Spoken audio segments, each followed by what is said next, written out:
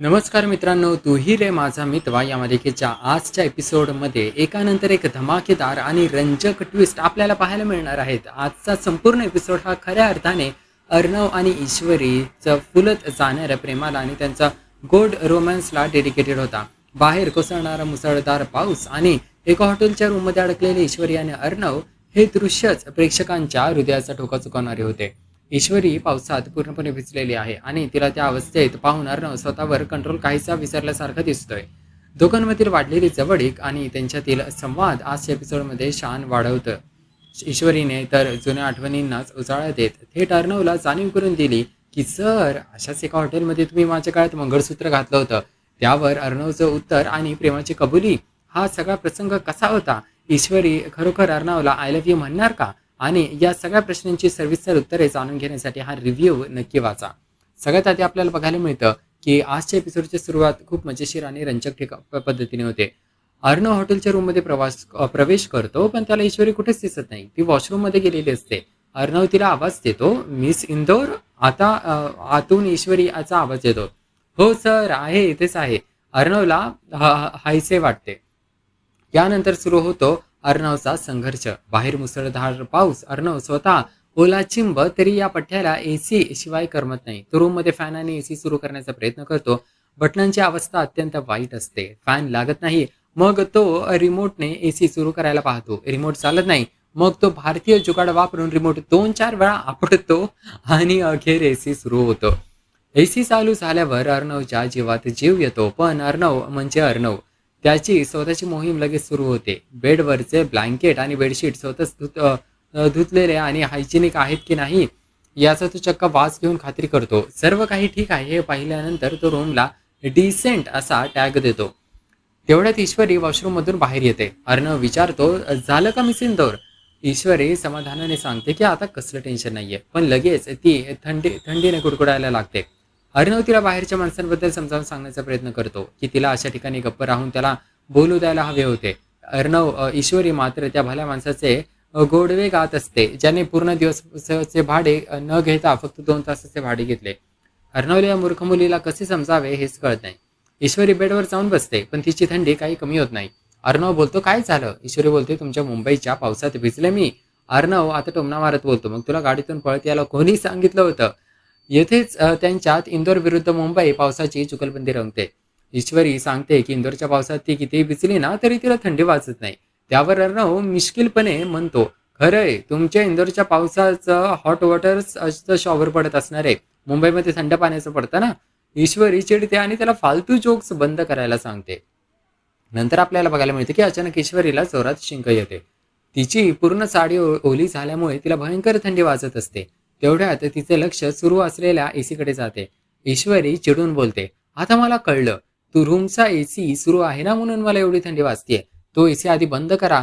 बरं, तुम्हाला दिसत नाही का माझी पूर्ण साडी ओली झाली आहे? अर्णव फॅन आणि एसी दोन्ही बंद करण्याचा प्रयत्न करतो. रिमोट पुन्हा एकदा चालत नाही. तेव्हा ईश्वरी त्याला सुनावते, जेव्हा चालू करायचं होतं तेव्हा तर चालू होत होता रिमोट. आता बंद करायचं आहे तर आता रिमोट चालत नाहीये. अखेर अर्णव एसी बंद करतोच. तरी ईश्वरीला थंडी वाजतच असते. तेव्हा अर्णव बेडवरचे ब्लँकेट घेतो आणि एखाद्या लहान बाळासारखं ईश्वरीला त्या ब्लँकेटमध्ये गुंडाळतो. ईश्वरी या उतारात अतिशय क्यूट दिसत असते. अर्णव तिला पाहतच राहतो आणि ईश्वरीच्या मनातही अर्णवच्या या काळजीपोटी प्रेमाची भावना आणखी घट्ट होते. नंतर आपल्याला बघायला मिळते की हॉटेलमध्ये होती एका खलनायकाची एंट्री. एकीकडे रूममध्ये रोमॅन्स सुरू असताना हॉटेलच्या बाहेर मात्र वेगळंच नाट्य शिजत असतं. वल्लरी आणि उदयकांत गाडीतून हॉटेल बाहेर पोहोचतात. उदयकांत कोणत्याही परिस्थितीत आपल्याला त्या रमाकांतवर पोहोचावंच लागेल. जर तो आपल्याला आधी आणि ईश्वरी आणि अर्णवच्या तावडीत सापडला तर तो सगळ्यांना सत्य सांगेल आणि आपला खेळ संपेल, असं वल्लरी बोलते. दुसरीकडे रमाकांत हॉटेलच्या मॅनेजरला सोन्याची चैन देऊन रूमची चावी मिळवतो आणि दुसऱ्या मजरावर रपायला जातो. वल्लरी आणि उदयकांत रिसेप्शनवर येतात. उदयकांत थेट बंदूक काढतो आणि मॅनेजरला रमाकांतचा फोटो टाकून धमकावतो. बिचारा मॅनेजर भीतीने पळून जातो. वल्लरी उदयकांतला त्याच्या मूर्खपणावरून सुनावते आणि दोघेही वेगवेगळ्या दिशेने रमाकांतला शोधायला निघतात. रूममध्ये ईश्वरीला अजूनही थंडी वाजत असते. अर्णव तिच्यासाठी इलेक्ट्रिक केटलमधून एक ग्लास मध्ये गरम पाणी ओतून आणतो. पण जास्त गरम असल्याने तो स्वतः त्यावर फुंक मारतो. अर्णवची ही काळजी पाहून ईश्वरी त्याच्याकडे एकटक पाहत राहते. पाणी प्यायल्यावर तिला थोडं बरं वाटतं. पण साडी ओली असल्याने थंडी पूर्णपणे जात नाही. अर्णव तिला चेंज करण्यासाठी काहीतरी शोधायला जातो आणि रिसेप्शनवरून एक पांढरा बाथरोब घेऊन जातो. पण आपल्या मिस इंदोरला बाथरोब ह्या काय हेच माहिती नसते. तर तेव्हा ईश्वरी बोलते, हा टावेल घेऊन आलाय आणि हे बाथरूम काय असतं? तेव्हा अर्णव कपाळावर हात मारत बोलतो, अगं बाथरूम नाहीये, बाथरोब, बाथरोब. अंघोळ झाल्यावर हे घालायचं असतं. अर्णव तिला हॉट शॉवर घेण्यासाठी आणि ओले कपडे सुकेपर्यंत हा बाथरोब घालण्यासाठी सल्ला देतो. ईश्वरी तयार होते, पण तिचे प्रश्न काही संपत नाही. ती सारखी मागे फिरून अर्णवला प्रश्न विचारते, सर मी अंघोळ करून झाल्यावर घालायचं ना? सर तुम्हाला माहिती होतं ना की मला हा रंग आवडतो म्हणून ते तुम्ही आणलं ना? सर पण यात मला थंडी तर नाही वाजणार ना? अर्णव वैतागतो आणि तिला एकदाची आत पाठवून देतो. जाता जाता ती त्याला फॅन नाही बाथरूमची लाईट चालू करायला सांगते.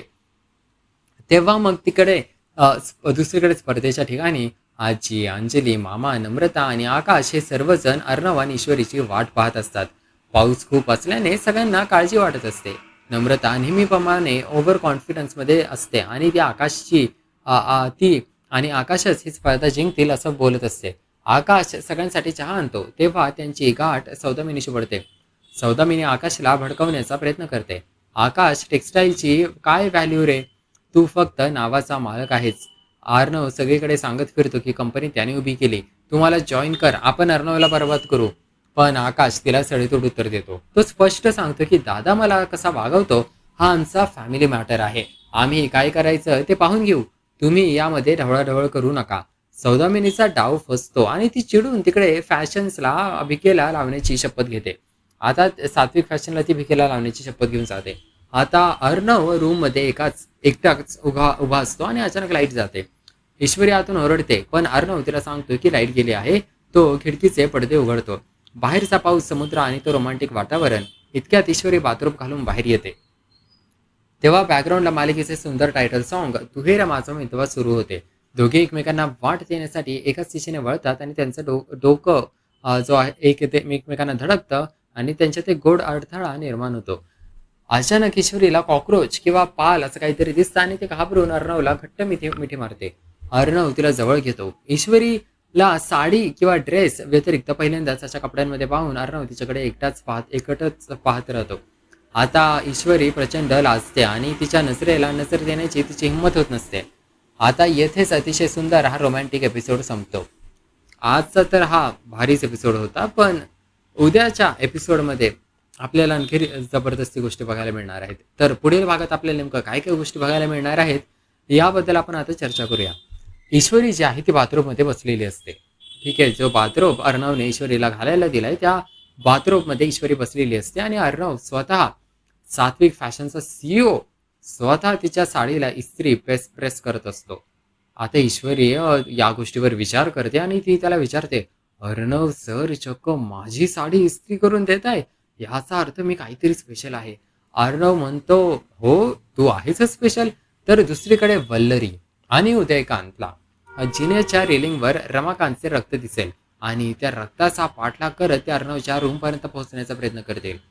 आता या सगळ्यामध्ये एक सर्वात महत्त्वाचा क्षण आपल्याला पाहायला मिळणार आहे आणि तो क्षण म्हणजे ईश्वरी अर्णवला आठवण करून देईल, सर अशाच एका हॉटेलच्या रूममध्ये तुम्ही माझ्या गळ्यात मंगळसूत्र बांधून माझ्याशी लग्न केलं होतं आणि आता मी तुमच्या प्रेमात आहे.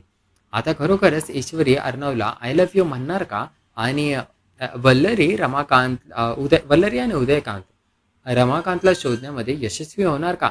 हे पाहणे अत्यंत रंजक ठरणार आहे. जुन्या आठवणी जेव्हा राजेशने ईश्वरीला फसवण्याचा प्रयत्न केला होता आणि अर्णवने तिला वाचवून तिच्याशी लग्न केलं होतं, आता पुन्हा एकदा ताज्या होणार आहेत. मित्रांनो, तुम्हाला सुद्धा तू रे माझा मितवा ही मालिका आणि आजचा एपिसोड हा खास रोमॅन्टिक एपिसोड आवडला का? नक्की मला कॉमेंट करून सांगा. मालिकेचे असेच नवनवीन अपडेट्स आणि रिव्ह्यू सर्वात आधी पाहण्यासाठी आमच्या चॅनल सोबत जोडून राहा आणि असेच मालिकांचे अपडेट्स मिळवण्यासाठी आपल्या चॅनलला लगेच सबस्क्राईब करा. हा व्हिडिओ पाहण्यासाठी खूप खूप धन्यवाद. आपण भेटूया याच मालिकेच्या पुढील भागामध्ये. पाहूया मालिकेत नवनवीन आपल्याला काय काय गोष्टी नेमकं बघायला